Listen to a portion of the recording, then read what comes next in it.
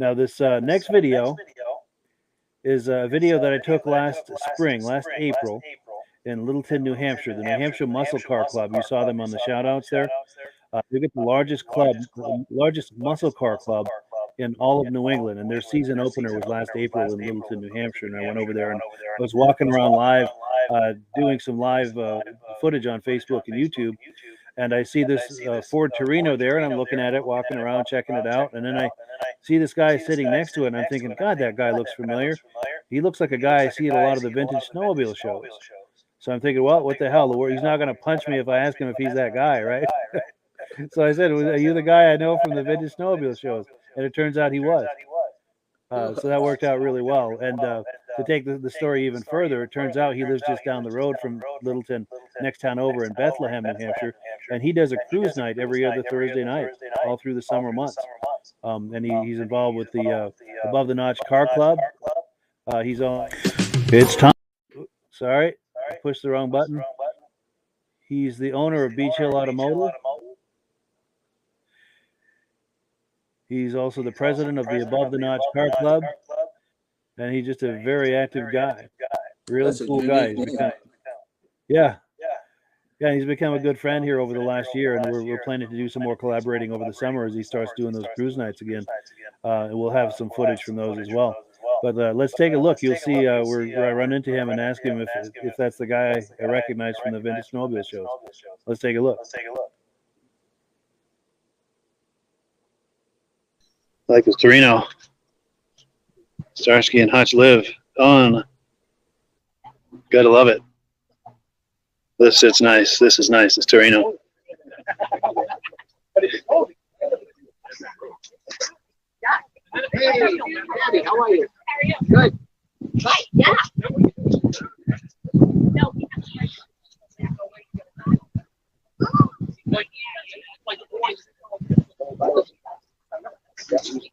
Always nice. So there's a couple of them. These guys are so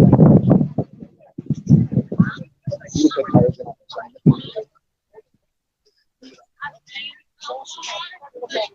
Tires. You got it up there. That's the spirit right there.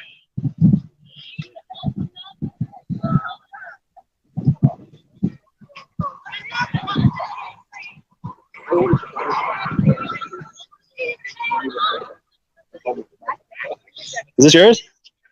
Nice. I'm live on Facebook and YouTube right now. Do you feel like talking it up? No, that's all right. No worries. Sweet ride, though. What year is it? Nice. That's really nice.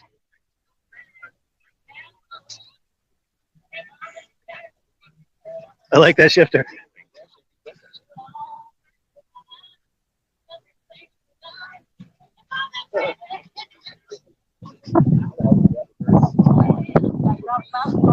Good. Do I recognize you from snowmobile shows? Yeah. Phil, right? Yeah, good to see you, man. Good to see you. Oh, you look familiar. I'm thinking, standing here thinking, that couldn't be him. No, maybe it is him. Maybe it's not him. Good deal. Nice to see you. Good to see you. Now, have you got a car here today? Oh, this is yours? Sweet. That is nice. You like talking it up? Just like we do with the snowmobile? Yeah, we're doing like It's deja vu all over again, isn't it? That's cool, man. Cool, yeah, do you know what my name is? And yeah, cool deal. Hi, I'm Phil Bell. This is my 1972 Gran Torino Sport. This car is all original paint. I bought it out of Oil City, Pennsylvania, off eBay. It was on a Sunday night. I bid on it. Got it on Monday. Wow. My son ratted me out to my wife.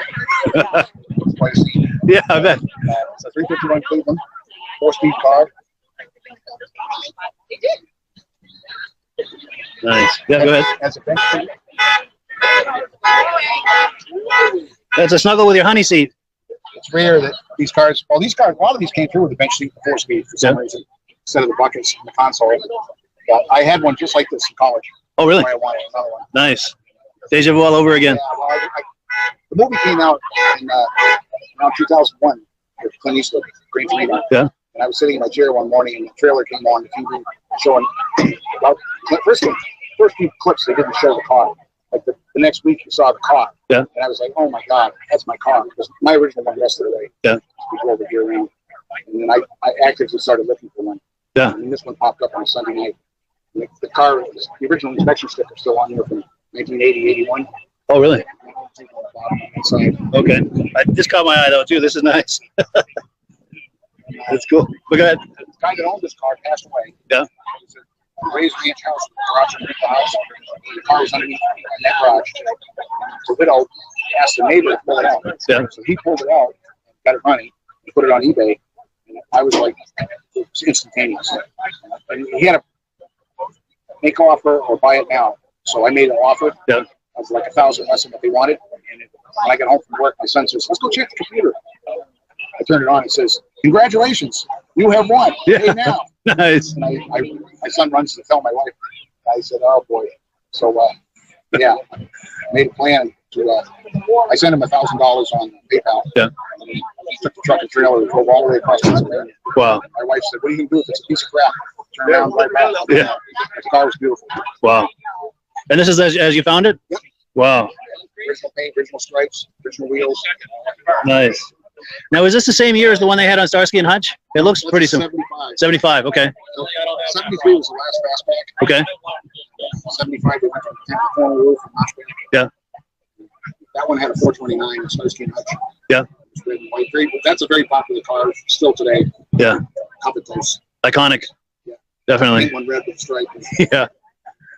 I wanted the 72 because that's what I had in school. Sure. And it's a 1 year only nose on these. The 73, the government came out with the 5-mile-an-hour bumpers. Yes. Yeah. Everything changed to 73. Sure. It's rare to find the front end. They're out there. They made a lot of money. Sure. They made station wagons, materials, everything. Nice. The sports. These are the last gasp for performance for Ford. Sure. It's a 4-barrel, big horsepower motor. Yeah. And things were starting to change by the mid-70s with the downsizing and Regulations. yeah. Prices rising. Sure. So That- I had one that wasn't cool when I was a kid. Everybody said it's a big boat. Sure. Now they're cool. Yeah. Definitely. I wanted to find another one. I was very lucky to find one, especially one that had no miles. How many miles does it have? It had 13.5 when I pulled it out. But probably got less than 20. Yeah. Sweet. I drive it around. One's real good. Nice. That's cool. That's cool. You're into cars and snowmobiles. Oh yeah. Oh yeah. Anything with a motor, basically, huh? Same here. Yeah. What'd you think of that, Rob? Anything with the motor, I like that, Mike. Yeah. That's a rare find. Wow. Yeah, that's a sweet Torino. Yeah. Well, cool. Well, I'm sorry, what? That was in great shape too. Yeah. Yeah, low miles, great shape.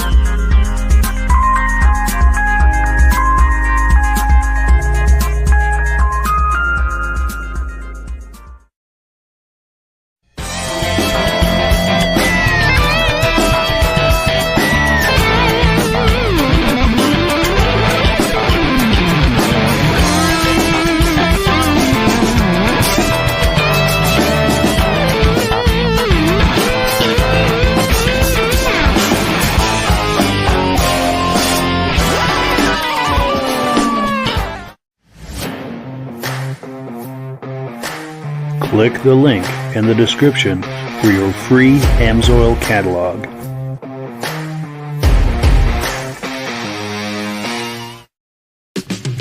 It's time for a quick shout out to some of our friends. B&B Auto Sales, your muscle car connection in Brookings, South Dakota. Above the Notch Car Club, a car club for auto enthusiasts in northern New Hampshire. The New Hampshire Muscle Car Club, the largest muscle car club in all of New England. MGM Classic Cars in Addison, Illinois. Visit mgmclassiccars.com today. Beech Hill Automotive in Bethlehem, New Hampshire, specializing in the repair, service, and towing of muscle cars and classic cars. Absolute Auto Body and Collision Repair in St. Johnsbury, Vermont.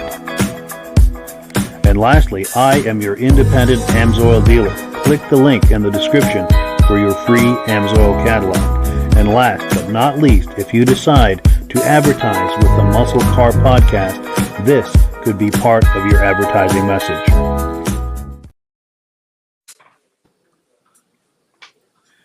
Good evening and welcome to the podcast. I'm really glad you're here. Now, I have the wrong shot going here. Here we go. This is what we're after. I have a robust lineup of muscle car entertainment on tap for you tonight.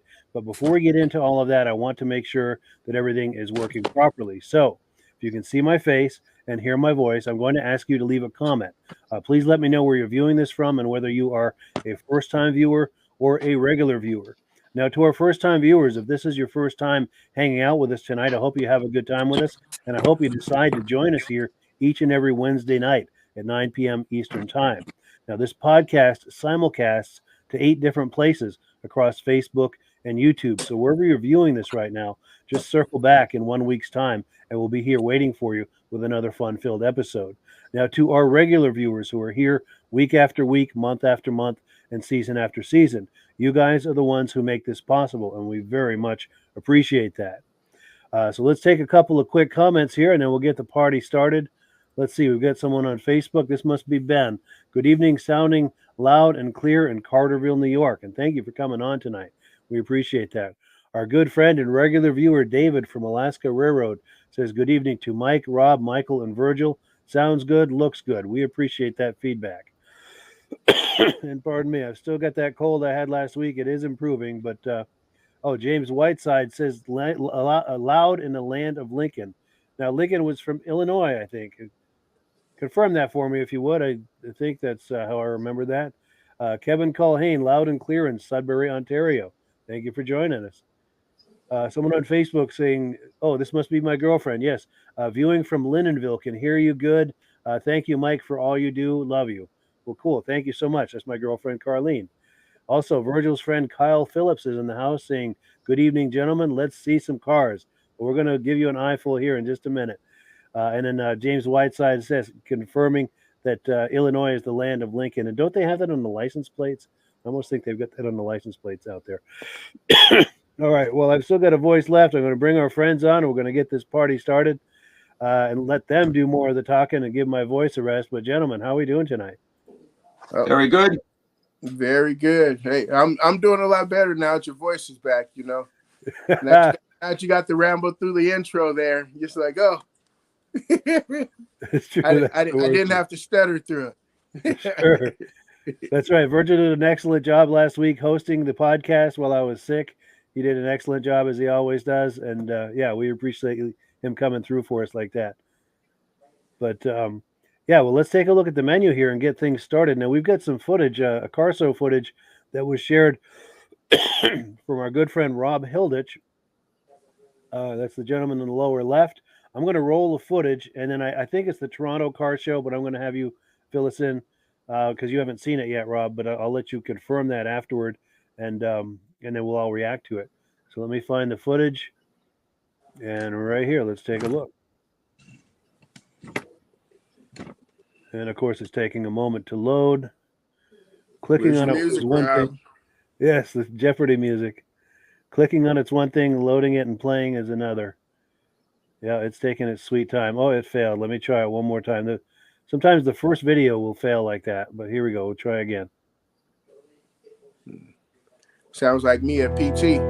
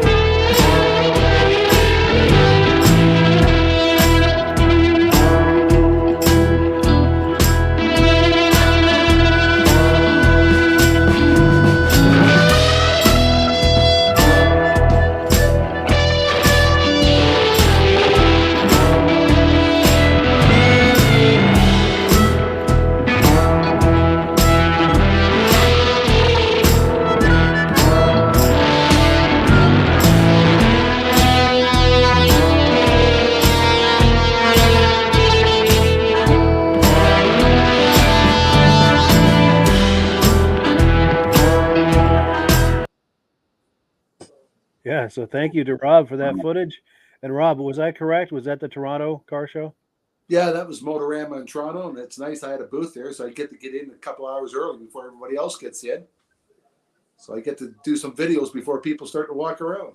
Yeah, it's true. That's one of the big challenges doing video is trying to navigate around all the people. And you're right. You had a nice, clean situation here with no people to cross in front of the camera. And do you want to talk this up a little, Rob, as far as some of these vehicles, or did you? Well, did you? they had a whole bunch of different themes in, and this is all one section of trucks, and they're competing who can have the nicest display and stuff like that. But I like the ones where they add stuff to it, like they put the man on the back of the truck and stuff like that, eh? Yes. Instead of just having a vehicle on display, they add some stuff to it to. Looks like Willie Nelson almost. Willie Nelson on the road again. Yeah. And yeah, beautiful trucks for sure. Yeah, and just by having something small like that makes the theme of the thing a lot nicer. Yes, for sure. Yeah. And the other reaction? Go ahead. Get you through the carpool lane right there. Yeah. Yeah, that Apache pickup right there is oh man. Those Apache pickups are kind of scarce. Yeah. Actually, Virgil, around here, they're quite common. They are? Oh, wow. Yeah. Yes. Okay. But I like the color scheme and the wheels on that. Yeah. It really looks nice. And I like the two-tone color scheme on it. Yes. Yeah. With a matching engine bay. I like how the engine bay matches the stripe on the side. Yeah. Nice clean under the hood. Way to incorporate it. Yeah. The two-tone, like Michael said, way to incorporate the two-tone to bring it in under the hood. Yeah. Yep. And that's a Ford right there, correct? I believe so, but once you get past prior to the 60s, I don't get not as good with. Yeah, that looks like a Ford by the front of the front hood on it and the grill in the front. Yeah, but it's like I'm like you, Mike. When you come to those those years of cars and trucks, I can tell the Ford from a Chevy sometimes, but really the trucks, they all kind of look the same. It's true. Yeah. Yeah, you are right. Well, Yeah, Tom, go ahead, Michael. It's that semi that's parked there. Oh yeah, the black semi back there, all blacked out except for the chrome rims. Yeah. Oh yes, in the back there. I see it now. Behind the T-Bird. Crazy. I say the sinister bird there. It's got you cat crowd brings you into the bird. Yeah, sinister is right. A lot of customization with that engine, with that hood sticking out. Yeah. With that air intake. Yeah, that's a very sinister look, man. I like that. Very cool. Well, cool. Any other comments on this car on this clip before we move on? Or we just lost Virgil. I bet he'll come back though. And we've got plenty of comments coming in too. Let's take a look. Here we go. Stacy and Art Fosler from Platkill, New York are in the house. Nice to see you. Oh, and Virgil's back. Let's bring him back in. Here we go. There we go. And then Jeff Graves is telling hello. My buddy that is a schoolmate of mine, I told him about the podcast, gave him the link, and so that's his comment. Oh, wonderful. The first time for him to see this. Outstanding. Well, thank you for joining us, Jeff, and thank you also, Michael, for inviting friends to this. We appreciate that. Now, Ben Thomas says, was that a big window Apache? That was sweet. Actually, they all look amazing. And that was that first truck, I think. Yes. Quite possibly. Yeah, look how big that back window is. It looks like the windshield. Yeah, wrapping around like that. That's nice. They only did that for, I think, 1 or 2 years, and then they started making them a little more differently because they thought that they needed more body. If you get in an accident, you didn't have that much metal between the door and the back window. Sure. Looking for more protection. Yeah. Exactly. Plus the window that big costs a lot of money. Oh yes. And plus curve costs a lot more money. Yep. Yes. And then David from Alaska Railroad says, love that cameo with Willie Nelson sitting on there. Yes. And James Whiteside said, Red Rocks, sweet. So he must be talking about this one here, I would imagine. Yeah, the red one right here. Yeah. To me, it looks orange, but. Sure. Now, someone's saying this looks like a Chevy 41 to 46. See, yep. See. Talking about the orange truck. And then, yeah, Ben is saying, too, they went to the square windows next. Mm-hmm. Yeah, because I'm sure design-wise and cost, that wraparound window is very expensive. Oh, pardon me. So let me move this, and we're going to move on here to the next item, of course, which is announcements. If Rob is ready, he's going to talk to us about AMSOIL. Let me put your full screen, Rob, here, and you can take it away. Okay, springtime's coming. Time to get your car out. And everybody says oil's oil. Not really. For the older cars, you want a high zinc oil. Anything from 1980 and older, you need zinc. Zinc is what lubricates the cams, rockers, and all that. The newer cars, you don't want to put it in because it affects the O2 sensors and stuff like that. But AMSOIL has a full line of high zinc oil. First one was 10W30, 10W40, and then for the guys like to go to the drag strip, we have the 20W50. High zinc. It's 14 parts per million. Some of the other manufacturers do have a zinc out there, or only 400, 500, 600 parts per million. AMSOIL is 1,400 parts per million. Older cars, if you want to protect them, make them last longer, you want to run a zinc oil in it. And another product I really like, if you're bringing your car out and you're going to change the oil in the rear end or something like that, what a neat bottle. I call this a toothpaste bottle. 100% of the fluid comes out. Trying to fill a rear end up with a bottle like this, it's tough to do. But when you got a squeeze ball like this to fill up a rear end, it makes it so much easier. Yep, and AMSOIL has it in gear lube, automatic transmission, all the different fluids available for the different drive shafts. So if you want more information on how to learn about AMSOIL or how to purchase the product or what the price range is, Mike has a link you can click on, and we'll send you one of the AMSOIL catalogs. And it tells you all about the AMSOIL products in. So just click the link Mike has down below to find out more about the AMSOIL products. Absolutely. Link in the description. There's also a link to join the preferred customer program, and request a catalog, whatever you need. And there's a way to contact me as well. Happy to help you with anything that you need in the way of questions or assistance. So let's see. We're on item number 3. We're going to take a look at a 1975 Pontiac Formula, and this car is for sale by our friends over at B&B Auto Sales. So let's pull that one up. And it's taking a moment to load here. Here we go, right here. Hi, this is Dirk from B&B Auto Sales. Today we're going to show you our 75 Pontiac Firebird Formula 400. You can see the Formula hood. There's some stress cracks right there because I believe they put too tall of an air cleaner on it and it cracked that. So that's about the spot where it's at. Nose piece all in good shape. Really not many flaws in this. Anything you see here is just some specks, some stuff coming out of the air.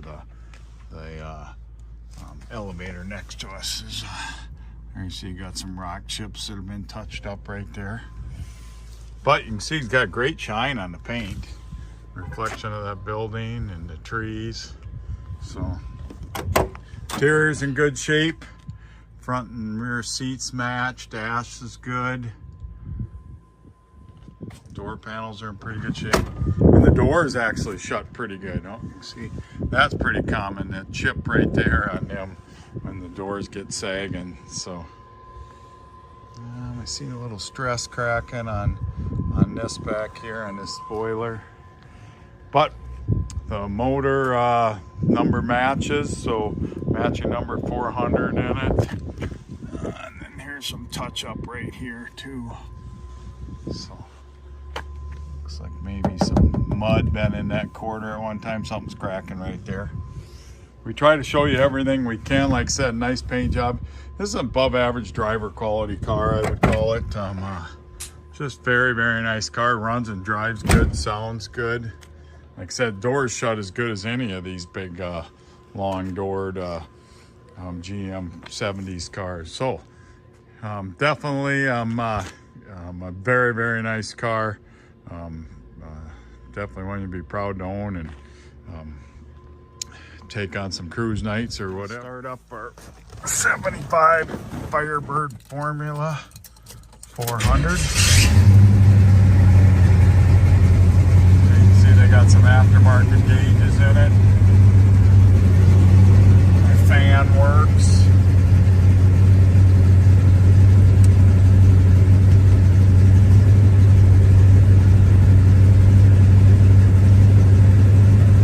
Stereo does not work. It's the whole filler. Left blinker, right blinker, wipers, horn works. Dome light does not work. So dome light radios with this. There's your fuel gauge. Got some good sounding exhaust on it. Numbers matching motor, air car.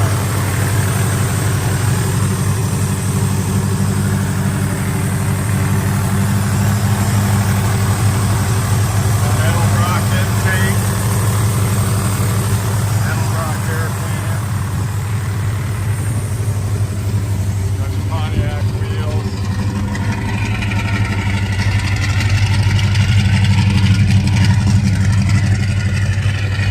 So, pretty nice car, drives good, radio and dome light do not work.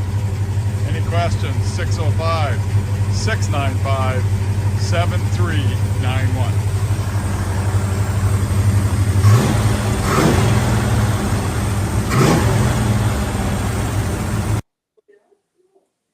So there you go.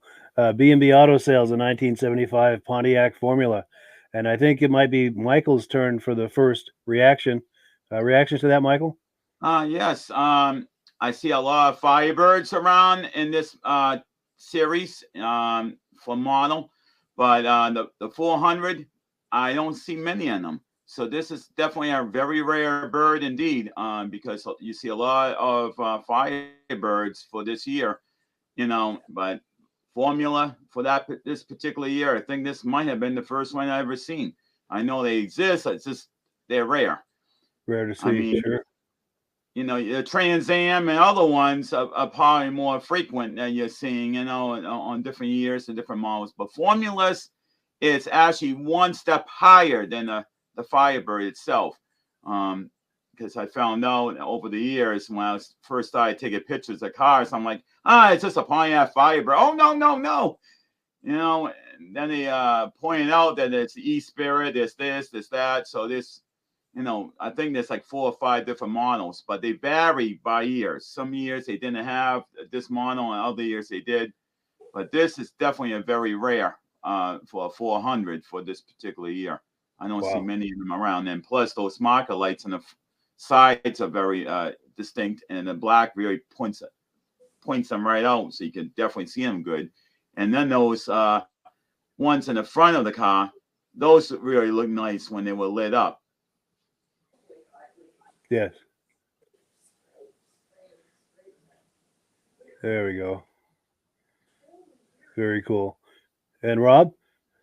I like the way the guy is so honest and shows you all the little cracks and stuff like that. Yeah. A friend of mine a couple weeks ago bought something off eBay, and he drove 10 hours to go down and get it, and it wasn't even the same colored car that they had posted. Ooh. Oh, this is real nice, the way he shows the little marks and stuff like that. Seems like an honest guy. I'd buy a vehicle off him. Yeah, for sure. That's a nice vehicle. Take their cruise. Perfect for a cruise night. Absolutely. Yeah. It looks good. You can also enjoy it. For sure. And Virgil? Yeah, Formula 400s. I always like the front hood scoops there.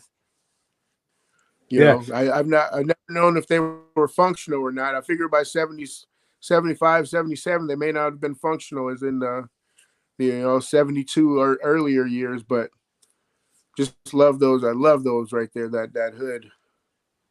That's an aggressive just look. Those two scoops coming out, Yeah. Yes. And then we've got comments that are coming in. Let's see. Stacy and Art Fosler said, my neighbor has a 75 Trans Am with 68,000 miles on it. Very nice. In fact, if you can talk them into it, we'd love to see some video footage of it. kind of like you did with your own car, and maybe just get them to talk it up. Or yeah, we'd love to have a look at that. We would love to see that. And then James Whiteside says that's a Butte. And now here, name this reference. That's a Butte Clark. Who knows what movie that's from, where they said that's a Butte Clark. And I don't know if that's where you were getting that from, James, or not, but I'll find out here soon enough in the comments. David from Alaska Railroad says, nice car. The Pontiac 400 was a great engine. Yes. Very cool. Very cool. So let's remove this and get back to where we need to be here. Item number 4. We're going to take a look at some Ford Thunderbirds. This is from a car show I was at a couple of years ago in Newport, Vermont. Let me cue that up here, and we'll take a look and react to it on the other side right here.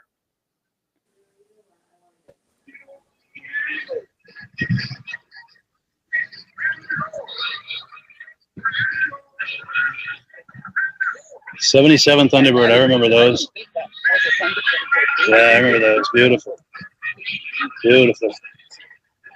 An earlier Thunderbird, 1955. And this, I think, goes back even earlier than that. Or maybe it's newer. It's probably 60s, I think. 65, yeah. Oh, somebody's got a dog loose over there.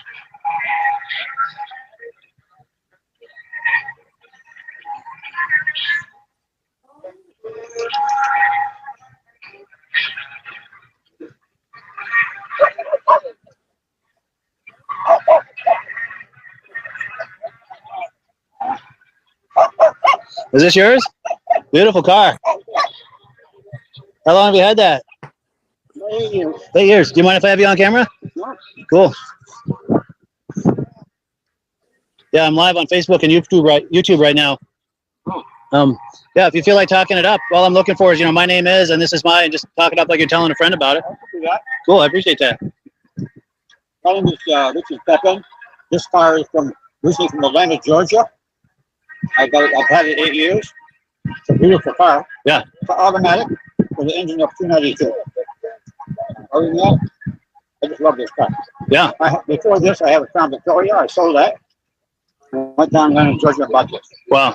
And was it restored when you bought it, or is this something you did? Or? I've done a little bit to it, but it basically was just original. Original, yeah. Original. The only thing I changed on this is the carburation. Really? I put my truck to carburetor. Okay, yeah. So that's the only thing I changed. Very impressive. So a true survivor then, huh? He is. He's a good car. That's amazing. Yeah, you don't see him like this. That is really impressive. And fun to drive on a day like this with the top down and everything. Oh, yeah. An hour and a half from home here. Sure. St. Albans, yeah. Beautiful, beautiful car. They put these around now to give you your ballots to vote for each class. And remember, you cannot vote in your own class. Just all the rest of the classes. So make sure you don't vote for your own class, please. So this is a 77 Thunderbird owned by Mike and Mary Benway from Hardwick, Vermont.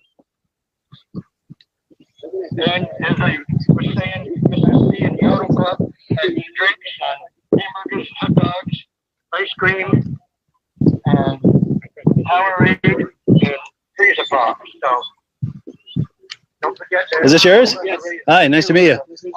Mike with the Muscle Car Podcast. Nice to meet you. Do you feel like talking this up? We're live right now on Facebook and YouTube. Sure. Cool. And it's real easy. I'm just looking for, my name is, and this is mine, and just talk it up like you're telling a friend about it. Cool. Yeah, we'll get up closer because we're competing with the audio over there. Yeah, I'm Mike Benway. This is my 77 Thunderbird. We've had it for about 11 years. It's a one of one. One of one, yes. We just found that out. We get the Marty report here, so we found that out this summer. Yeah, nice. And, yeah, it's supposedly it's Hertz yellow. Supposedly it was ordered by a Hertz executive for his wife. Really? Yep. So that's what makes it unique to the one of one is the color? The color.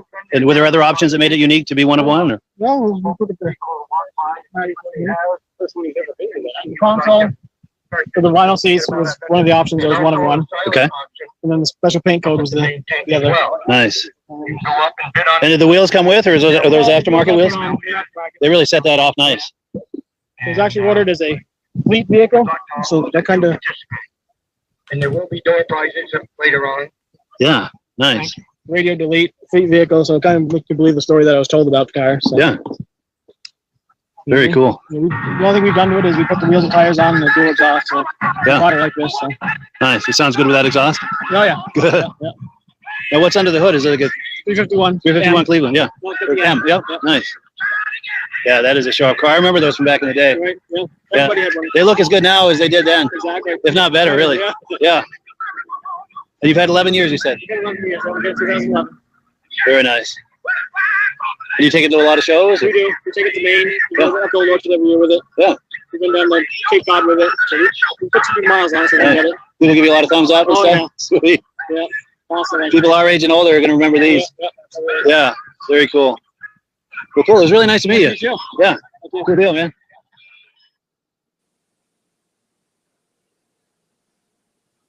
There you go. The Thunderbirds for you.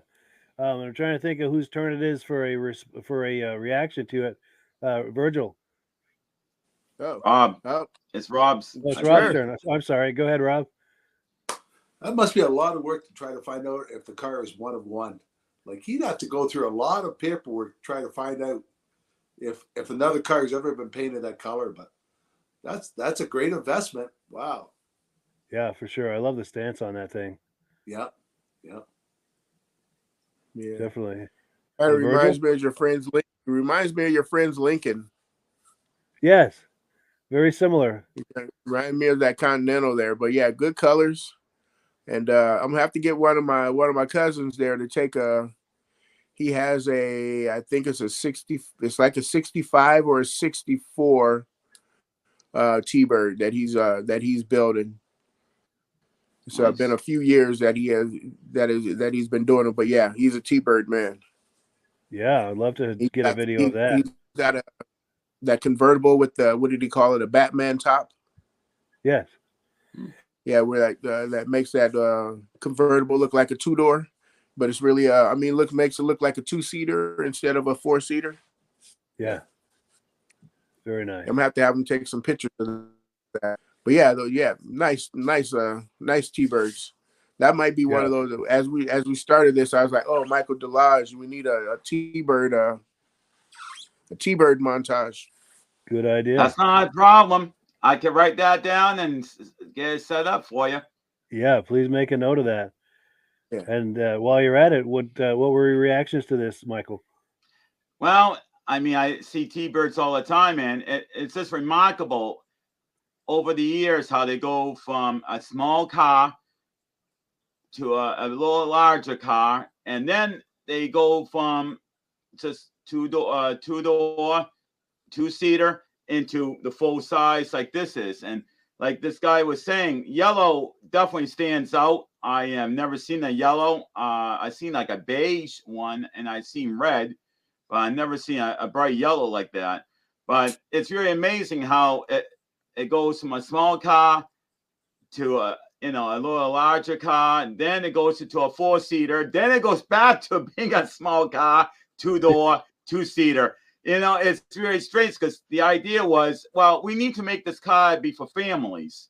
And then they decided, let's do away with the family and just make it back the way it was and have the nostalgic to go with it.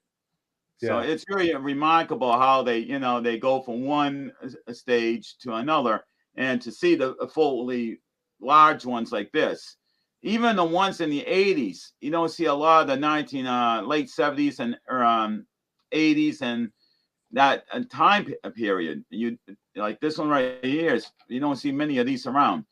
It seems like the 50s, the 60s, you see a dime a dozen, but these are ones that stand out because a lot of people didn't really want to keep them because of the gas mileage on it. Plus, it was a four-door. It was a family car.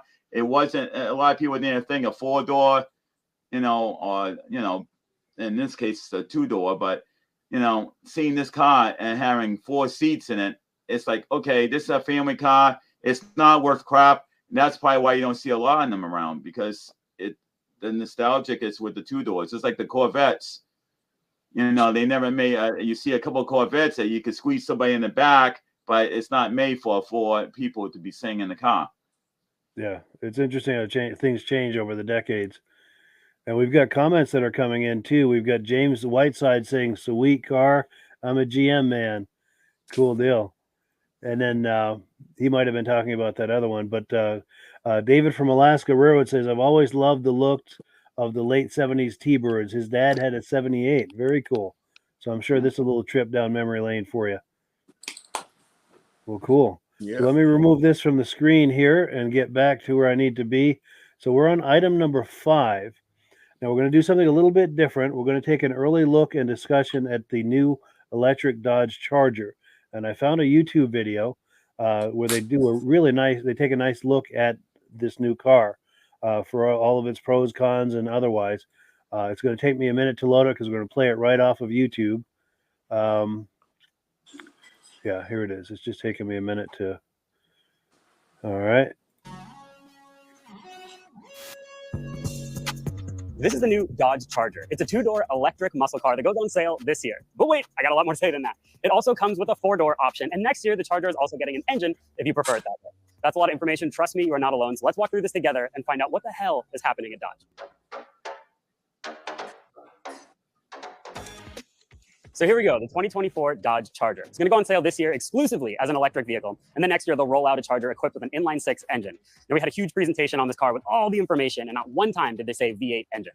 I know it's probably enough for some of you to punch out right now and go straight to the comments and unleash fury. But do me a favor and wait for a minute before you do that. Make sure you hear all of it, starting with the horsepower.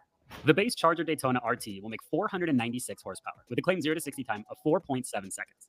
The much more powerful Scat Pack version will have 670 horsepower and a 3.3 second time to 60, and an 11.5 quarter-mile time. As for the combustion car, it will make 420 horsepower to start, and the high-output version will have 550 down the line. Folks, this is Dodge. Of course, there will be more powerful versions to come. Dodge CEO Tim Kuniskis hinted at up to 9 different versions of the EV, and even more when you consider the engines. The new Charger's highest output versions will be all electric. I bring up the CEO because he was cracking me up during the presentation yesterday. He said, quote, "We could have made a melted jelly bean like everybody else, but we didn't." And then he went on to say that every decision we made for this car hurts efficiency. Just imagine somebody from Honda or Mercedes talking like that. They would burn their companies to the ground with those kinds of words. So here's your not melted jelly bean. To me, it looks fantastic. It looks a lot like the previous generation Challenger, but with a much more modern twist. By the way, this is not called Challenger. They're sticking with the Charger name. We asked why they're not calling it Challenger, and they said, "Don't worry, we own that name. We're going to keep it in the drawer. We just might bring it back in the future." So big question mark there. Let's start at the front of the car, though. It's big. You can tell just how wide and imposing it is right away. One of my favorite things right here is the R-wing design. That's not only a callback to previous generation Dodges, but it's also functional. This is part of the aerodynamics in this car that just make a lot of sense. I got to admit, it's a little hard for my brain to compute what I'm looking at right now because I'm talking about an electric vehicle, but I'm looking at wheels and tires that don't make sense for something that's electric. This is the Scat Pack that comes with the additional wheel and tire package. 305s at the front and 325s at the rear. They're huge. Ooh. 16-inch brakes, the biggest that Dodge has ever put on a car. 6-piston at the front, 4-piston brakes at the rear. You're going to need some serious stopping power because this car weighs just under 5,900 pounds. That's going to be a lot slowed down. They say post it or it didn't happen. Sorry, there's an ad. Let me click past it.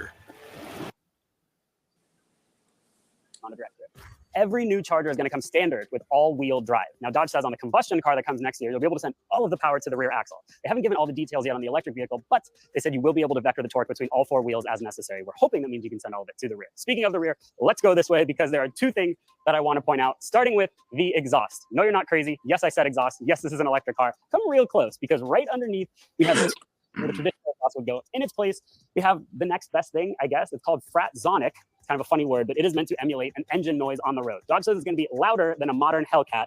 We'll have to see about that. They can't demo it right now because they're still tuning it, but they showed this on the concept car last year and it set the internet ablaze. Speaking of that, let's open this up because this caught me off guard yesterday. The new Charger is a hatchback, so it's actually a much more practical design. You can throw an extra set of wheel of tires in the back here if you want to go do a track day. Just thought this was kind of interesting. And here's your closer look at the 4-door Charger. Unfortunately, it's a very early prototype, so we couldn't open it up.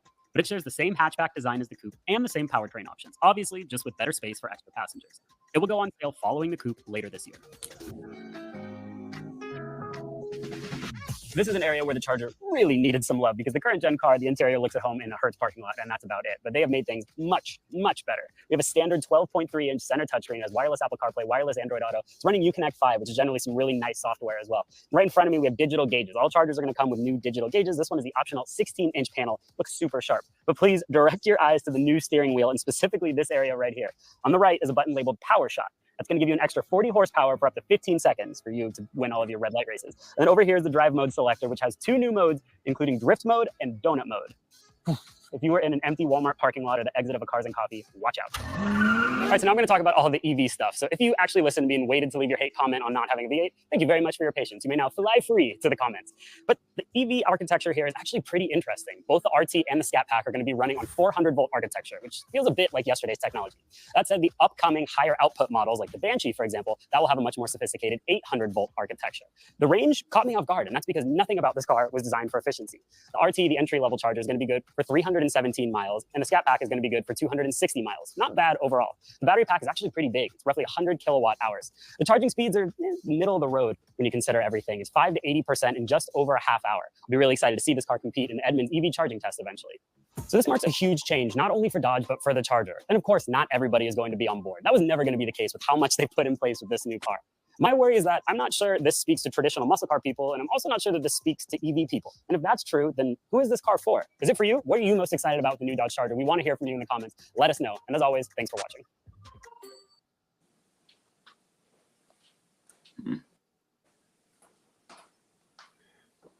Yes, let's see reactions, gentlemen. Whose turn is it to go first? Is it Rob's or Virgil's? Go ahead, Virgil.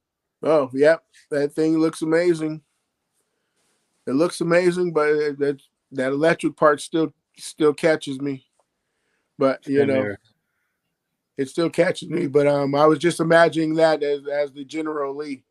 I know they have it there, minus the flag on the top. Somebody has it somewhere. Sure. Imagine a car that heavy doing a creek jump. Yes. That'd be some kind of a landing.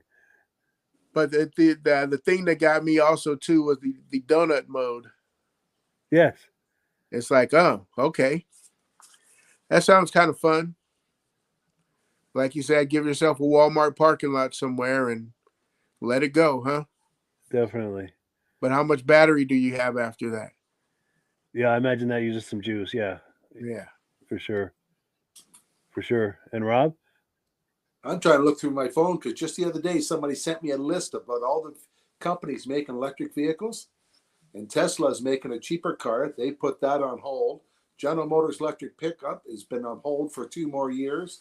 Yep. Toyota's electric vehicle is on hold for 4 years. BMW's canceled 4 of their electric vehicles. Yes, it's not going over as well as they thought they was going to. No, it sure isn't. There was less people buying them. I seen that on the news. There was less people buying them. The electric vehicles were on the lot for almost a year. They were on the lot for at least 263 days, I think it was. Yep. UPS had a whole bunch of electric vehicles. They cut their fleet down to half. Got rid of half of the electric trucks they had. Wow. Wasn't cost efficient. They really shouldn't have mandated it. I'm fine with them developing this technology, but mandating it, that was just too much too soon. Yep. Yeah. And I know a certain fleet of vans that have to remain nameless for obvious reasons, but they acquired some electric vans and they are not happy with them. They just don't have any kind of range, especially in the winter. They don't even have 80 miles of range, which is, you're supposed to be driving that thing all day and can't even go half a day like that. Yeah. Yeah, can't do half a day, and you're trying to charge up in the cold, you get half the charge. Yeah. Yeah. And Michael? Yeah, I mean, I've been hearing all kinds of stuff where some of these electric cars are staying on the lot for, they've been on the lot for like a whole year and nobody's buying them. There's a few people buying them, but people are like, I'm sorry. I mean, even here in the Northeast, I mean, there's places to charge them. But the thing is, I've been told Tesla charging, it's not the same charging that you can plug into this car or a Chevrolet, a Volt or something. I mean, each one is a different charging station. So until they can get unified, having one type of charging station that charges any kind of electric vehicle, that would be one thing that would help. And the second thing is, I live in an apartment complex. Eventually, this is going to be mandated. And I saw a statement that in Massachusetts and Rhode Island are mandating that all new vehicles, I forgot what year it's going to be, it's mandated that all vehicles at dealerships have to be electric. And I'm laughing. I'm like, seriously? I mean, you can't even get them off the damn lot now, and then you want to make this into a mandate. This Biden thing about trying to force all the electrics, I don't think it's going to pan out because people are. I'm saying number one, there's burnouts. If you look at California, they're having burnouts. They don't have enough power to charge these cars. They tell people charge them late at night when the factories and stuff are not working. And rolling blackouts. Yeah. We're not ready. Number one, the infrastructure is not there, and then they're saying, "Oh, you buy an electric car. Oh, you're clean. You're not polluting." Excuse me, what the hell are you doing to make the electricity? Yeah, I mean, hydro power to make the batteries too. Yeah, and solar power can only produce so much power. You're still gonna have to use nuclear. Oh, well, I don't pollute. Well, what do you do with the nuclear rods when you're done? It goes into a mountain and for what, millions of years until it decomposes. I mean, that's still a type of pollution, even though people don't want to say it is. So you think about it, we don't even have, if you put solar panels in every single house in the whole entire state, and wind power and hydropower and everything, I still don't think there'll be enough power to power up every single one of these cars. Say that a typical family has like 4 people. That means 4 cars, and they're going to be electrics. Yeah, I'd like to see how that's going to work out with the grid. Yeah, for sure. We're not ready. I mean, it's a nice idea, but we need to develop it before we do any kind of a mandate. Exactly. I think the mandate was a huge mistake. And as far as my thoughts of it, I think wasn't there a thing with the hydrogen cars for a while? Yeah, I don't know why that stalled. That stalled too. That seemed promising, but it seems like it stalled, and I don't know why. But as far as my thoughts, I think it's impressive what they're doing here. But I'm not ready, and I don't think the public is ready, and this infrastructure sure as heck isn't ready. And we do have a few comments that have come in. Where are we? Okay, here we go. Yeah, David from Alaska Railroad concurs. Please don't hate me for this, but no electric cars for me. Yeah, I agree. I appreciate what they're doing, but I don't feel it. Ben Thomas says, having grown up in the ETA of the 60s, in the era of the 60s and early 70s cars, when I look at modern muscle cars, I wonder how they will be regarded when they are 50 years old. Good point. Yeah. Good point. I seriously don't think they're going to be around because look at the batteries. Yeah. How much they charge when you got to go try to replace the batteries? That's like another $20,000 plus dollars. Yeah. 20,000 plus when you try to replace the batteries. I'm doing that every few years. Here's another point. The other day there was a Tesla going down the road, going down the hill. I looked everywhere I go. I looked to both ways before I crossed the street, but I didn't even hear this car coming down the road. I mean, I saw it coming down, but I didn't even hear no sound. Then I realized, oh God, it's an electric car. I am used to hearing an engine running to let you know there's a car going down the road. It's true. That is a factor. And then real quick, we do have to move on, but real quick, my girlfriend likes the styling, and I got to give them credit for the styling. I like the styling of it. That with a V8 would have been amazing. I would have appreciated that. But we do need to move on. We've still got lots of ground to cover, and the clock is ticking. So we're item number 6, 1939 Packard pickup truck. This is footage from Rob Hilditch. I believe this was also from that Toronto show. Is that correct, Rob? I don't remember. Okay.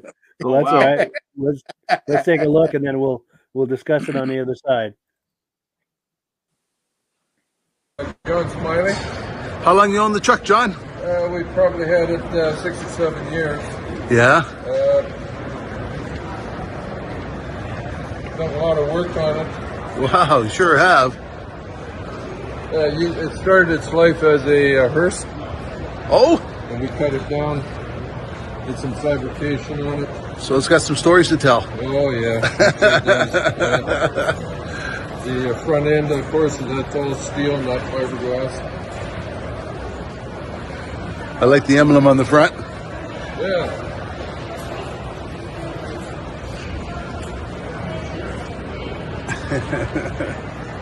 How long take you to do the truck? Over time, yeah, it probably took 5 years maybe. Nice. John Smiley. Yeah, so thank you, Rob, for that footage. Anything you wanted to add to that, Rob?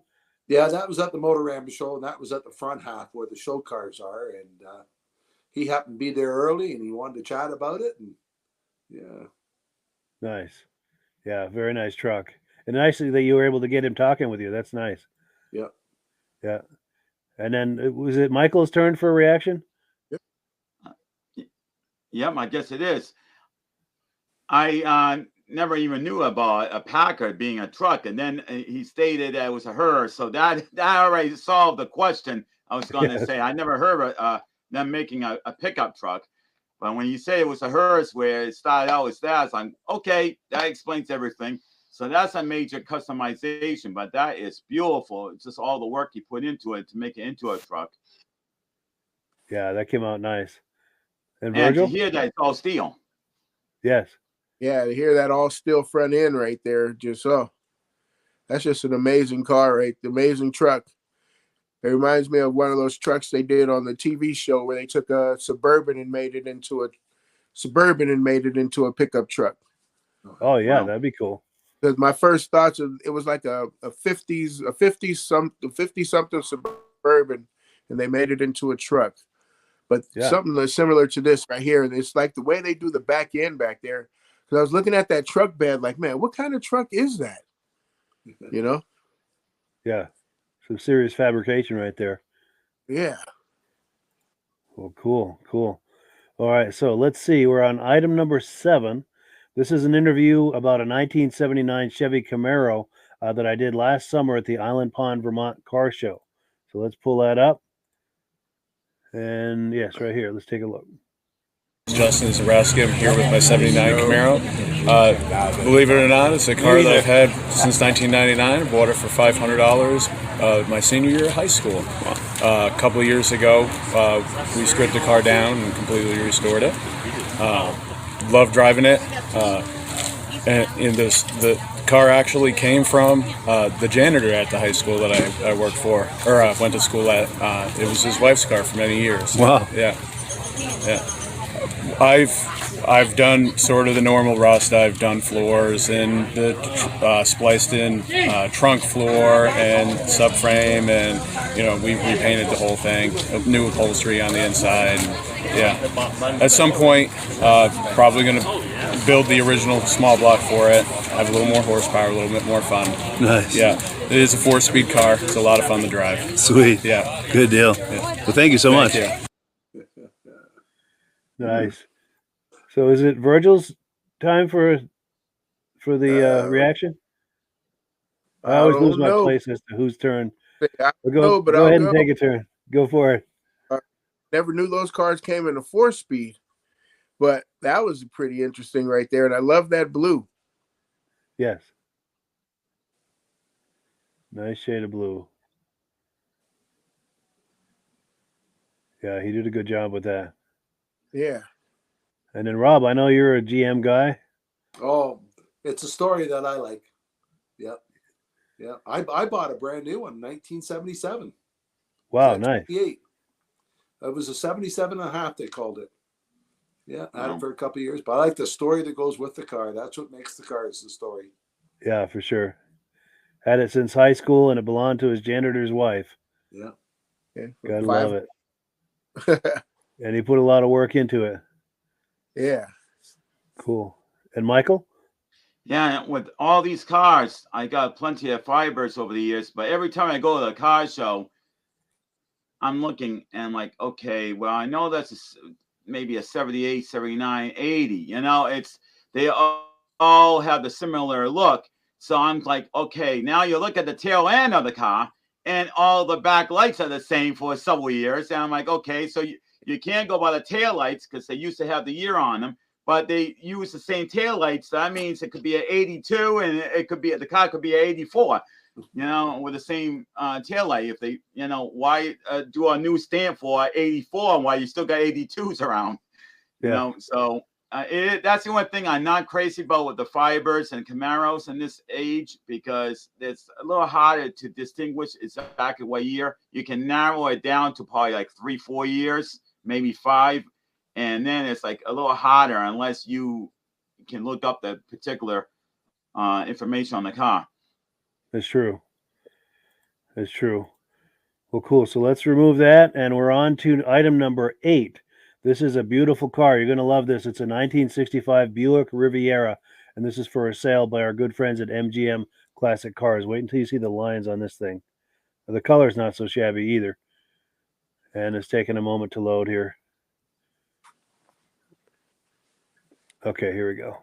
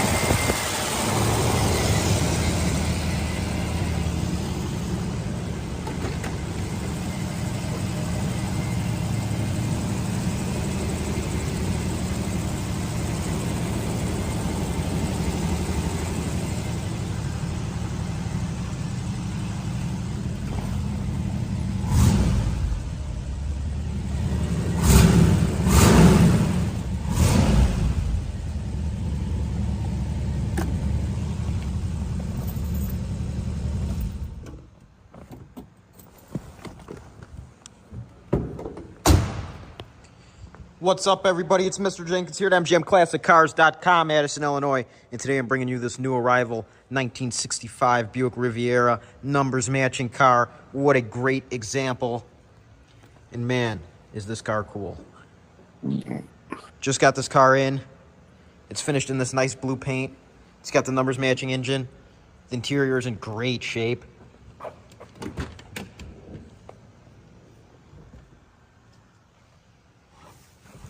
It's got tilt wheel, floor shift, odometer reads 73,000 miles, horn works,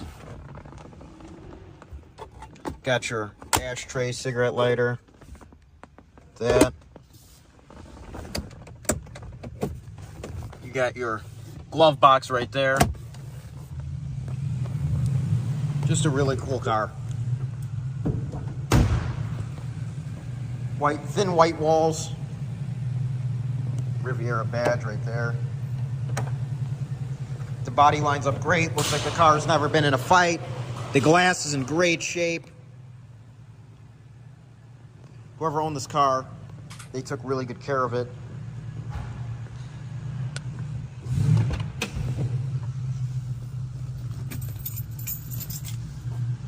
You got your door panels, everything in just great shape. I mean, there's a little bit of flaws here and there for it being a mostly original car, but man,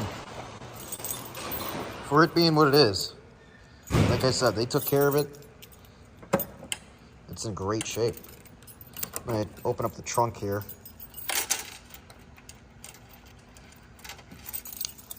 Got a couple keys here.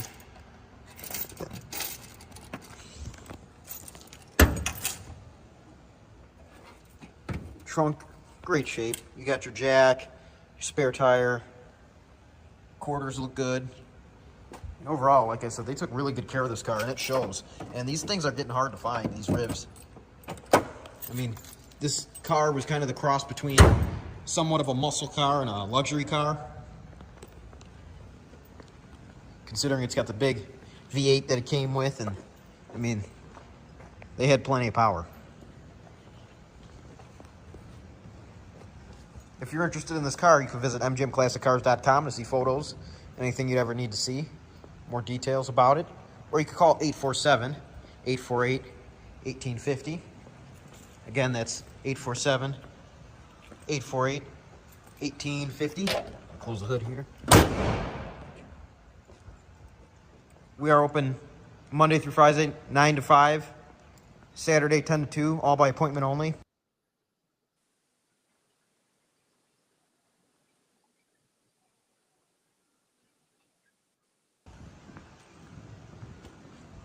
and we also ship all over the United States. This car is located at our warehouse in Addison, Illinois.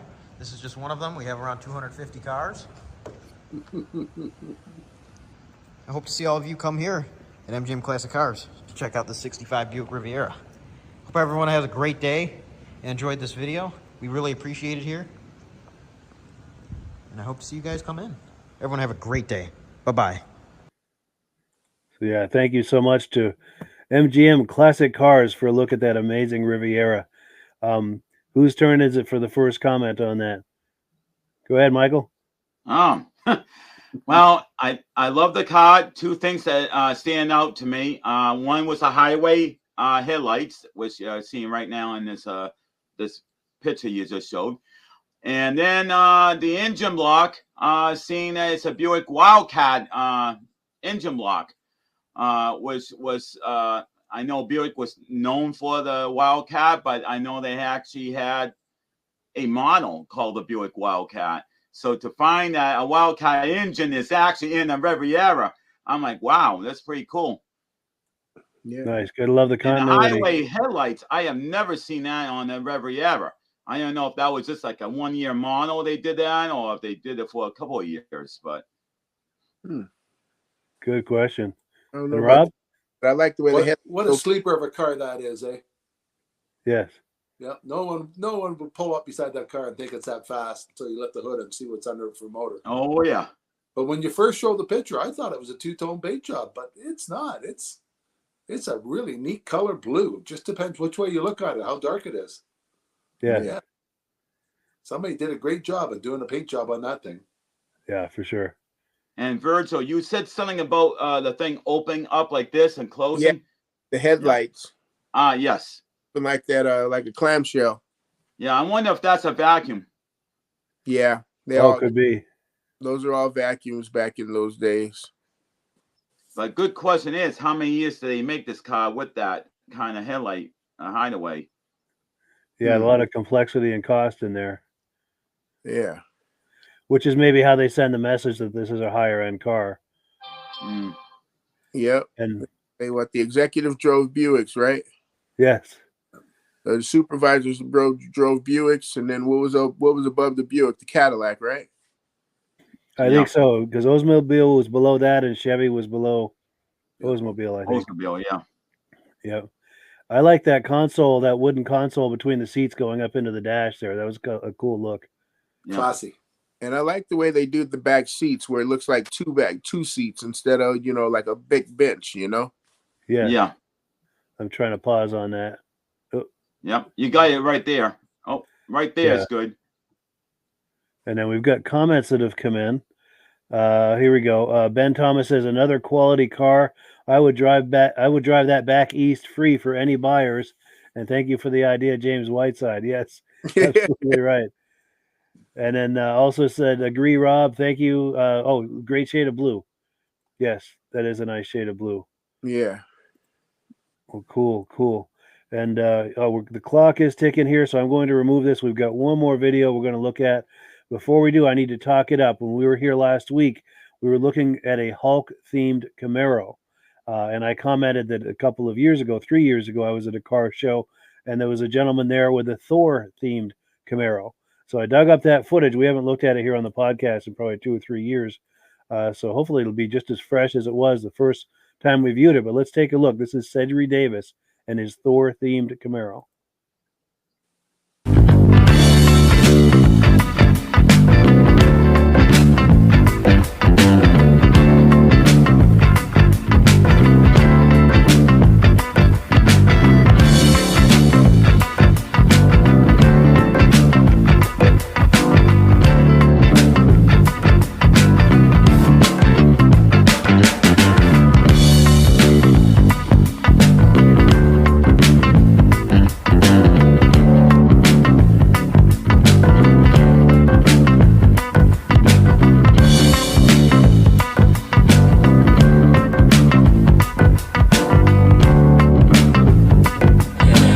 Cedric Davis. I got a 2012 Camaro SS 45th anniversary. I themed it in Thor because of my son. He's autistic, and Thor is his favorite character. Nice. It took about 2.5 years to do the work on the car. I got a lot of guys that helped me out with it. Most of the ideas came from a lot of us together. We go to like a lot of benefit shows. We do parades for the special needs and stuff. And we also go to like a lot of shows with like reasons, like charity events, stuff like that. Wonderful. And we also do it for the kids too. So mostly with my car is more about the kids. Showing appreciation to like the other cars that we see. We do have Instagram. We have Team Believe on Instagram. If you follow that, you'll see a lot of stuff that we do. I also have my regular page on Instagram. It's about the same though. So yeah. Wonderful. About it, man. I bet the kids love this, huh? Oh yeah, the kids love it, man. They love to grab a hammer. Yeah. That's the one thing. Yeah, the graphics on that are unbelievable. Yeah, it's done by my graphics guy. He's out of Valenciano. Yeah. And then you've got a custom interior here too, don't you? Yeah, that came start with the car. The material, the custom inside, that comes with the car. That's why it's a 45th anniversary. Wonderful. Comes with it. And then you've got all this stuff going on here too for the Thor theme. Is that? We got the Thor theme. We got the Stormbreaker, and we actually got the hammer for it. We got 6 TVs that we got in here. We got 2 up front, 2 in the headrest. We have 2 in the back, but today I only brought 1 to put on. Yeah. But normally I have 2. We got an Xbox and a PlayStation 4, all themed Thor. They got 4 cameras on it. I'm also a Coast Guard parent. That's why you see the Coast Guard plate. Oh yeah, nice. Yeah, and then you see the Team Believe. We follow Team Believe. That's what we do. We do a lot of stuff on that, man. Sweet. For the kids and stuff. That is cool. And I want to get this hammer and stuff from a different angle. Okay. Here we go. Yeah, that's better. And it's got the thing behind it there. Yeah. That is really nice, man. All of it makes noise, flashes. You know, a lot of kids pick it up. I let the bigger people go out of Stormbreaker because it's so heavy. Sure.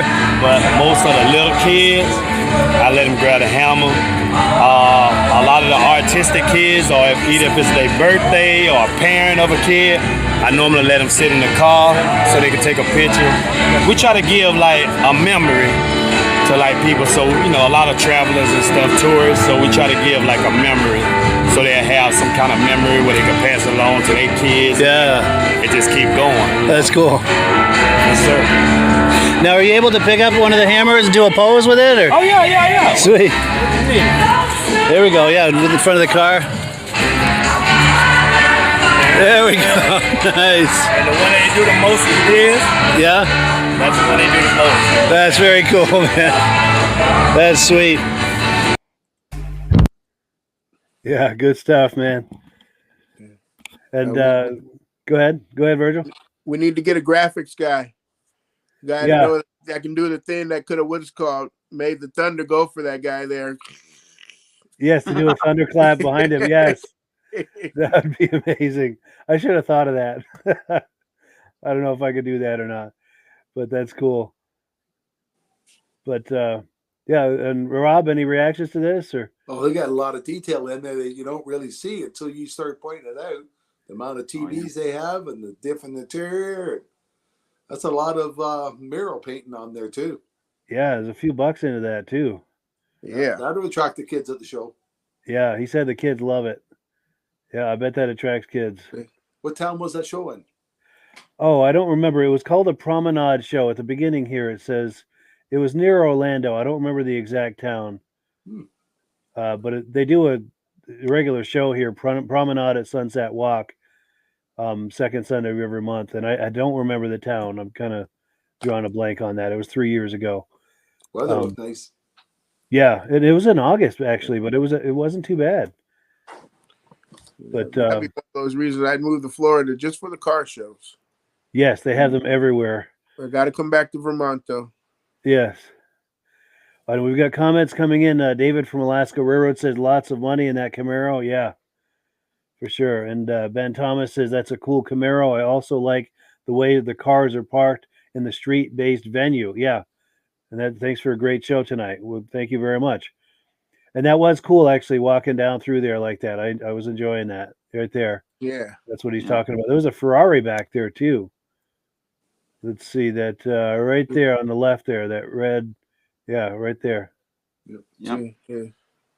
It's kind of funny where you can walking through a car show, and all of a sudden, the only thing you just pass Ferraris and nobody notices, but all of a sudden we're all looking at Camaros and Corvettes and Yes, crazy. And then Kevin Culhane says, "That's nice. I'm a chrome wheel guy all the way." Yes, very cool. Yeah, Lamborghini doors on that one too. Yeah, that was I normally don't like those, but they looked good on that car. Yes, that made that work. It might have been more for the theme there, but yeah, that's quite possible. Yeah. Yeah.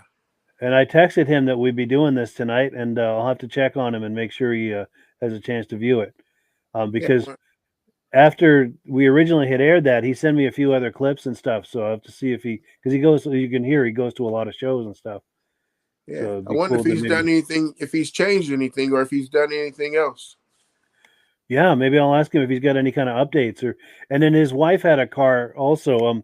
Trying to remember, it was a comic book theme on that as well, but I don't remember what it was. Like I said, this was 3 years ago. But yeah, I'll have to check on him and see, what the latest is, because he may have, either different cars or modified cars or changes. And yeah, I have to check on him and see how he's doing and what he's got in the way of. He might be able to send us in the way of footage. Yeah, and hopefully it's doing okay too. Yes, yeah, for sure. I see we lost Rod. Yes, yeah. Hopefully he'll come back, or I'm not sure. It's been a minute, so maybe he's not. I'm not sure, but yeah, there's a car show I went to. It was at a senior place for retirees and stuff, and it was interesting because there was one lady that was really in love with this Packard. And the story goes that she went up to the owner and said, "My husband used to work at Packard dealership and stuff." And at the end of the show, the guy said, "Get in the car. We're going to drive around the whole entire lot." And that's what he did. And that made her so happy, because I think she was probably about in her 80s or 90s. And that gave her the biggest thrill in the world, nice. Knowing that, she was tied into, her husband working for a Packard dealership, and knowing that, just the nostalgic of it. It's like, wow, that was so sweet to see that. I used to see it on her face too. That's cool. Riding a Packard like that. Yeah. Tied it all together. Now we got our stick, Mike. Yes. When we hit these car shows. Yeah, definitely. I do know that now I already forgot what we already mentioned. That was what? Thunderbirds you wanna? Yes, Thunderbirds. All right. Thunderbirds, preferably the 60s. Yeah. All right. 60s Thunderbirds. They're always beautiful, but the 60s were really special for T-birds. Yes. My favorite is the 66. Now and get a piece of paper and write that down. In fact, you and I with that the steering wheel. Yes, didn't we see one, Virgil, at that Waterbury show? Steering wheel out the way. Didn't we see one, Virgil, at that Waterbury show? I believe so. Yes. It was a Canadian guy that owned it, I think. And I think that was a 66. I think there was like 3 or 4 years they actually had that steering wheel that literally pushed away from you, and it was and the idea was it makes it easier to get into the car. Sure. Yes. I'll just see if I get an interview with that guy. One of my cousins, a long time in the 80s, he had one. In the 80s, he had one. He had a 64 Thunderbird. Wow. But what he did was in the glove box, he put a back in the 80s. Remember the old portable TVs? Oh, wow. The old school portable TVs. He ended up putting that inside the glove box. Yeah. So that we had TV when we went places. It had old school TV with the handle, with the big handle on the front, and then it had the AM, FM, shortwave radio. Sweet. And yeah, it was one of those with the works. But yeah. You know what, Virgil? And when you're talking about nostalgic, it was weird because the other day I saw one. I was at a Savers, and and I was with my a friend. That's his name is Keith, and he's a Papa Pal through my Blue Cross Blue Shield. And we went to Savers, and I'm walking around. He found an old record player made by RCA and everything. And then all of a sudden, he found this 8-track, and he said, "This is not a regular 8-track. This is a recordable 8-track where you can record onto it." I'm like, Wow, "What?" I'm like, "Wow." That is rare, yeah. Yeah. Usually Did you buy they it? played only, yeah. No, I don't think he bought it, but I'm like, "What? They actually had these so you can record on them?" Wow. Crazy. Oh, we've got a comment that's come in, and we do have to wind down the podcast here, but let's see. Oh, Ben Thomas says, do a Google search on Thunderbird Registry. His friend maintains that resource. Nice. Oh. We'll have to check that out. Yeah, thank you for that, Ben. Cool deal. Well, it is that time of the evening. It's time to wind it down, but I wanted to thank everyone, Rob, Michael, and Virgil for coming on, and of course, all our viewers who are here each and every week. We really appreciate it. We're going to be trying to do a muscle car podcast just about every week, all through the summer months here, now that we're into the summer season. And we're doing the season finale of the Vintage Snowmobile podcast tomorrow night, in case anyone is so inclined. But yeah, that's it. And as always, we give the last word to Amsoil, and we'll catch up with everybody next week. Have a good night, guys. Thank you, and have a good night. Thank you, everybody out there in the world. Yes. Take care, guys. Peace. Hello, everyone. This is Rob and Mike. How you doing today, Rob? I'm doing good. Mike, yourself? Very well. Thank you so much for coming on. I appreciate it. Now, today, we're going to be talking about Amsoil. And in a few moments, we're going to show you how you can get the deepest discounts, free shipping, and free gifts when you order your Amsoil products through us. But first, I'm going to ask Rob to give you a quick description of what Amsoil is and why you should consider using Amsoil products in your motorized vehicles. Thanks, Mike. Amsoil is 100% synthetic oil. Everybody uses Amsoil for a different reason. Some people like the benefits that Amsoil is warranted for 25,000 miles or 1 year. The reason we can do that is because Amsoil doesn't oxidize. It doesn't form the usual carbons, gums, sludges like petroleum oils do. That's why we can keep it in the engines longer.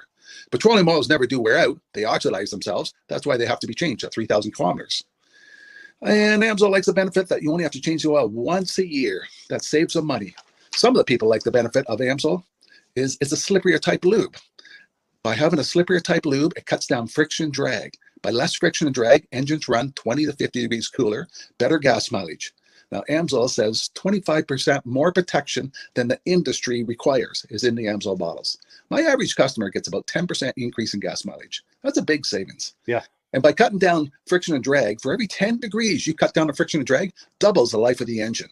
So by having the engine run cooler, it makes it last longer. Some people like the benefit of the range of the Amsoil. Amsoil's flash point is 425 degrees, and it pours at 50 below zero. Wow. If you ever try petroleum oil when it's 10 below, it turns to honey. And in the summertime, petroleum oil thins out, and once it thins out, that's when it starts breaking down. So Amsoil's an all-season oil, can give you better gas mileage, longer engine life, less maintenance. It ends up being cheaper over a year's time running Amsoil than it is petroleum oils. That's amazing. That's amazing. And Amsoil is available for pretty much any motorized vehicle, anything from lawn equipment, cars, trucks, boats, ATVs, motorcycles, snowmobiles. Yep. And a lot of people phone me up and say, well, what's the benefit of our gear lube? Exactly what I told you about the engine oil. It pours in cold weather, it runs cooler, makes the equipment last longer. And they say, well, what's the benefit of the small engine? Same thing. Makes the engine run cooler, last longer, better performance. So it saves on all the applications that Amsoil has available. Wonderful, wonderful. So yeah, let's talk now. Hopefully this has convinced people to think about maybe joining us in the Amsoil experience. Let's talk about some of the discounts and free shipping and how that all happens. I'm going to pop a graphic on the screen. And yeah, by all means, if you want to talk people through how this preferred customer program works. Amsoil has a number of different programs. One of our main ones is a catalog customer, where somebody can order directly out of our catalog. If they order out of the catalog, they order $100 worth, Amsoil will ship it right to their house. But our best program is our preferred customer. For only $10 for 6 months, you become a preferred customer, you save 25% on all the product. You order $100 worth, they're going to give you free shipping.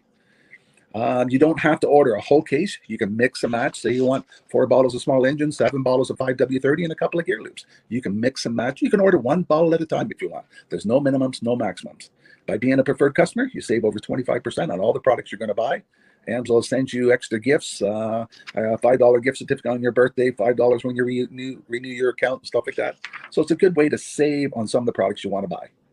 For sure, for sure. Yeah, it's an incredible value, and this is the deepest level of discount that anyone can get when ordering AMSOIL. Is that correct? It is. It is. Wonderful, wonderful. So let's take people through the step-by-step experience of placing an AMSOIL order. Then that would include signing up for the preferred customer discount, or sorry, preferred customer program, so they can receive those deepest levels of discount. So let's go to the website. This is what the website's going to look like. These are some screenshots. Once you go to amsoil.com, there's a link in the description, or you can just type that into a browser, amsoil.com. This is the page you land on. At the upper corner of the page there, you see how I've circled in red. That is the link to click, the Join Now link. That will take you to the preferred customer program page, where you can take advantage of all of these discounts and free shipping and everything that we've just been talking about. This is what that page looks like. In the lower right, you're going to click Join Now. This will pop up. You select the duration you'd like, whether it's 6 months or 12 months, and click Add to Cart. Now, once this pop-up goes away, you'll be back on the main page. And the upper left, you'll see where I've got that red arrow. It says Shop. Now you can start shopping for products, and on your very first order, you're going to get these discounts and the free shipping as long as it's over $100. You'll get all of these benefits right away. So once you click Shop, it's going to take you to the product page. There's different types of oils, lubricants, so on and so forth. For the benefit of this exercise we're doing now, I'm just going to click motor oil. It shows different types of motor oil. Let's click gasoline. Now this takes us to an item. It's their synthetic motor oil. And you can see the item there, and there's choices for different viscosities. But take a look at the price. Let's take a closer look. Let's zoom in. But if you've joined the preferred customer program first, you're going to automatically get the deepest levels of discount. That's what we're looking at here. You're saving $3.80 on that quart of oil. Instead of paying $16.29, you're now paying $12.49 for that quart of oil. That is the deepest level of discount you can possibly get. And then you just add the quantity that you'd like. You select any other items that you're thinking about, add them to the cart. And once you click Add to Cart for the final time, you're going to see this come up at the top of the screen. It's going to show your items and your the total that you're at so far. Pardon me. And then you just click View Cart in the upper right, and that'll take you to your cart. Take a close look here at the upper right. That blue box shows that you're getting free shipping. You're eligible for free shipping on this order because it's over $100. That little yellow box shows that you've got the preferred customer membership on your order. That gives you the deepest levels of discounts for the next 6 to 12 months. And then below that, you've got the items that have been selected. For the exercise here, I selected 9 quarts of the signature series, but that brings us up over $100 for the free shipping. We're saving $34.20. And if you're ready to finish, you click Checkout Now, and that takes you to this screen here. If you haven't signed up with an AMSOIL account at this point, just click in the lower right to create an account, create a new account. It's going to ask you for some basic information, name and those types of things. Now let's take a closer look. You'll see this gray shaded box. This is a very important box. This is going to ask you if someone has referred you to AMSOIL. And if so, please enter my name. My name is Mike LaPierre. It's spelled right there on the screen for the correct spelling. And also the referral number, 304-555-94. That's how you make sure that Rob and I get credit for this. Now, in the interest of full disclosure, I have signed up for AMSOIL under Rob. So when you order using this referral number, Rob and I both benefit. So if you enjoy these podcasts that we're doing, this is a wonderful way to support the podcast, because when you order using this referral number, Rob and I both benefit. And the commissions I make go directly toward offsetting the cost of doing these podcasts. So I thank you in advance for using my referral number. I very much appreciate it. And once you've done that, you just go into the next screen to enter your payment information, and you're done. Now, once you've placed your order that's over $100, and that order includes your AMSOIL preferred customer program, you are now eligible to get a free DVD from myself. Now, this is going to be either a muscle car DVD or a vintage snowmobile DVD. Use the email address on the screen, wkspodcasts@gmail.com. Send me an email. Let me know which DVD you would like me to send you, the muscle car or the vintage snowmobile DVD, and I'll get that right out to you. As you're typing in that email, in the subject line, be sure and type in capital letters "free DVD requests" so it stands out as I'm checking my email, and we'll get that right out to you. So I guess the last thing, Rob, that we wanted to talk about is if someone is considering AMSOIL as a business opportunity. Yes. If anybody has a retail or a commercial account and they would like to buy directly from AMSOIL, just send Mike a line. He'll show you how to set up, and you can buy directly from AMSOIL. But if you are interested in starting your own part-time business, a part-time business that can grow into a full-time income, Mike and I will show you the AMSOIL marketing plan. AMSOIL has a large selection of products that cover almost every application. So it doesn't matter if you're into snowmobile, boating, or ATVing or hot rods, we have an oil for every application. It's a fun type business that's I really enjoy doing. Where else can I go and have fun and make money doing it? And Mike and I are here to help you all the way along. If you need any help on how to promote or to find new accounts, we're here to help you. For sure. So when you sign up under that number, this 304-555-94, you're getting Rob and I as a team. Now, Rob has been doing AMSOIL for 40 years. Can you believe that? 40 years. So he knows every aspect of this business, and he knows all of the ins and outs of the products. So he'll be able to help you with any kind of product questions or any kind of questions to show you the different business models that you can do with AMSOIL. And then the other thing that you get when you sign up under me is I've got a strong background in social media. So if you need some coaching on how to generate AMSOIL leads using Facebook and YouTube, I'm happy to coach you with that when you sign up under Rob and I.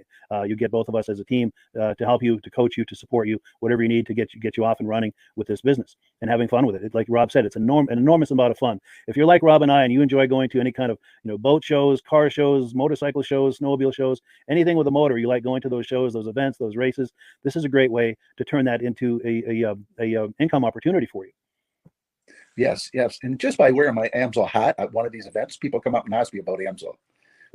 People don't know where to buy it, and I'm there to help them, show them where they can buy the product. Perfect. Well, cool. Well, this is great. Any final thoughts, Rob, before we wrap it up? AMSOIL's a fun business. AMSOIL's been around since 1968. It was the first synthetic oil to be AI approved. Wow. Yeah. That's amazing. And that's very early in the game too, isn't it? Yes. For sure. Well, good. Well, thank you so much, everyone, for viewing. Hopefully, we've gotten you excited as we are about the AMSOIL products. We'd love it if you could join us either as someone who uses the AMSOIL products or to join the AMSOIL team as a business opportunity. And we thank you so much for viewing. Have a great day. You have a good day.